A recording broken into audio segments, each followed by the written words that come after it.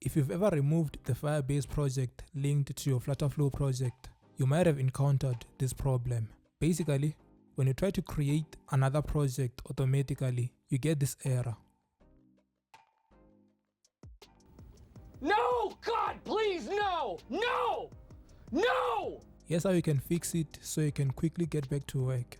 Whenever you encounter this problem, you have two options to fix it. One, you can link a Firebase project manually, or you can use two tricks to bypass this error and create a Firebase project automatically. First, let's look at how to bypass this error. I'm not exactly sure why this works, but it does. Here's what to do. First, exit your Firebase projects and go to your projects overview. Duplicate the project.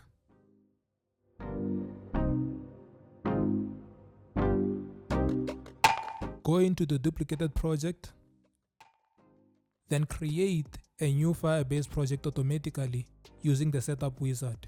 Like I said, I'm not sure why this works, but it does. The next trick you can use to bypass this error is if you haven't deleted the Firebase project that was originally linked to your FlutterFlow project, you can click on this panel here.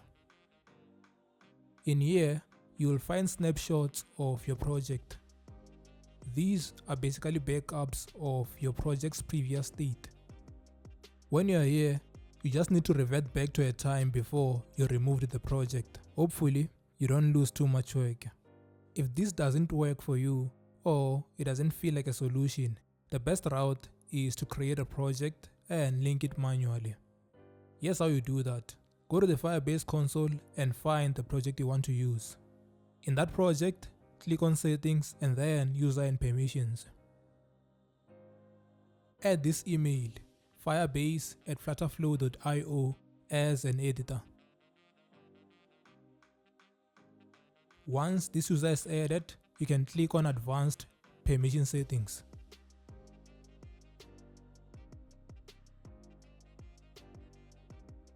Once you're here, you need to find this user and add 2 additional roles to it. The first role you need to add is Service Account User.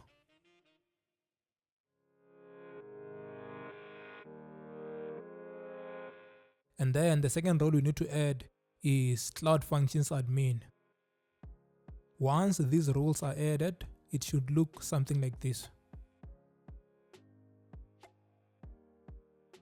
If everything looks correct, save it and go back to Firebase. On Firebase, click on Settings, then copy your project ID. Now that you have this, go back to FlutterFlow. Click here. Click on Next. Input your project ID. Make sure that your project ID is correct and that there are no spaces before and after your ID. Then click on Save. As you can see, our Firebase project is now linked to our FlutterFlow project. At this point, we can regenerate our config files and get back to developing our app. Please like the video, subscribe, and let me know if it works in the comments down below. Thanks for watching, and I will see you in the next video.